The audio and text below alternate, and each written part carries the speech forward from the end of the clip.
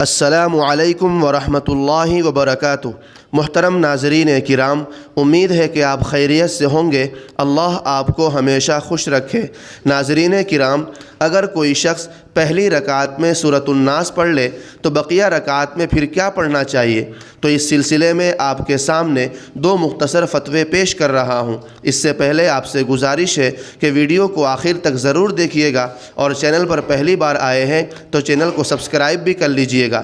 تو چلیے دوستو، پہلا فتویٰ جامعہ علوم اسلامیہ علامہ محمد یوسف بنوری ٹاؤن کا آپ کی خدمت میں پیش کیا جاتا ہے۔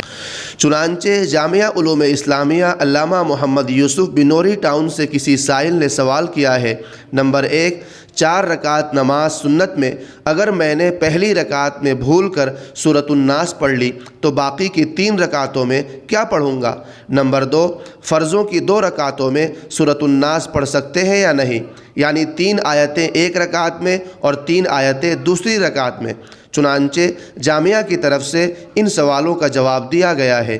نمبر 1، 4 رکعت نماز سنت میں اگر آپ نے پہلی ہی رکعت میں بھول کر سورۃ الناس پڑھ لی ہے تو باقی 3 رکعتوں میں کسی بھی جگہ سے پڑھا جا سکتا ہے۔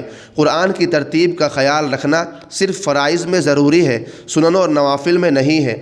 البتہ افضل یہ ہے کہ پہلی رکعت میں بھول کر سورۃ الناس پڑھ لی ہو تو باقی تمام رکعتوں میں سورۃ الناس ہی پڑھ لینی چاہیے۔ دوسرے سوال کا جواب دیا گیا ہے، اگر کوئی شخص سورۃ الناس کی 3 آیتیں پہلی رکعت میں پڑھتا ہے اور پھر 3 آیتیں دوسری رکعت میں پڑھتا ہے تو ایسا کرنا جائز ہے۔ اتنے مقدار پڑھ لینے سے نماز ہو جائے گی، مگر ایسا نہیں کرنا چاہیے۔ اب اس کے بارے میں ہم دارالعلوم دیوبند کا فتویٰ بھی دیکھ لیتے ہیں۔ چنانچہ کسی سائل نے مادر علمی دارالعلوم دیوبند سے سوال کیا، اگر ہم پہلی رکعت میں سورۃ الناس پڑھ لیں تو اگلی رکعت میں کیا پڑھیں؟ تو دارالعلوم دیوبند کی طرف سے جواب دیا گیا ہے، بسم اللہ الرحمن الرحیم، اگر ہم پہلی رکعت میں سورۃ الناس پڑھ لیں تو اگلی رکعت میں بھی سورۃ الناس پڑھیں۔ دارالعلوم دیوبند۔ تو ناظرین کرام، امید ہے کہ دونوں فتووں کو سننے کے بعد آپ مسئلہ اچھی طرح جان گئے ہوں گے۔